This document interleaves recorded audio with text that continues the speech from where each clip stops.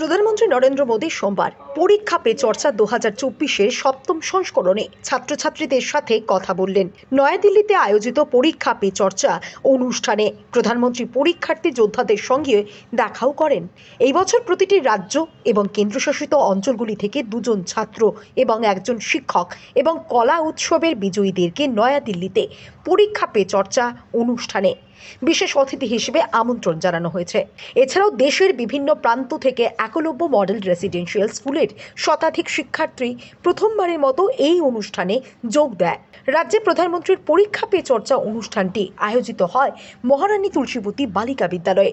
সেখানে উপস্থিত ছিলেন মুখ্যমন্ত্রী ডক্টর মানিক সাহা। অনুষ্ঠানে উপস্থিত ছাত্রছাত্রীদের পড়াশোনায় মোদিজির দেখানো পথ অনুযায়ী মনোনিবেশ করতে আহ্বান জানান মুখ্যমন্ত্রী। অনেক কিছু পজিটিভ চলে আসবে, খুব ভালো লাগলো। অনেক স্টুডেন্ট, আমাদের ত্রিপুরারও একটা মেয়ে প্রশ্ন করেছে, তো সব মিলিয়ে সারা ভারতবর্ষের সবাই স্টুডেন্টরা প্রশ্ন করেছে।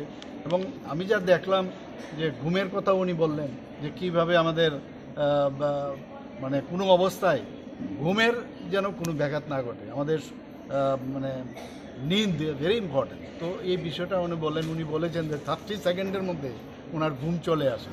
তো এইগুলো আমরা জানা ছিল না।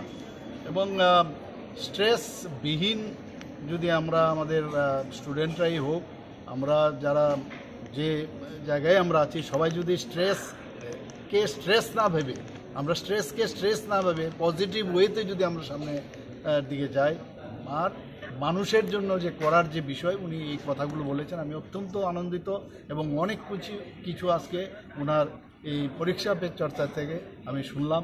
এবং আমি ত্রিপুরার যারা স্টুডেন্টরা আছে, দেশবাসীর যারাই আছেন, উনি তো প্রধানমন্ত্রীজি বলেছেন, আমি ওনাদেরকে বলবো যে মাননীয় প্রধানমন্ত্রীজি আজকে যা যা বললেন সেগুলো মন দিয়ে ওরা যেন সবাই পালন করে এবং সেই দিশায় যেন ওরা চলে, তাহলে জীবনকে ফিল করার যে বিষয় সেটা আগামী দিন ওদের আমার মনে হয় যে বেটার হবে।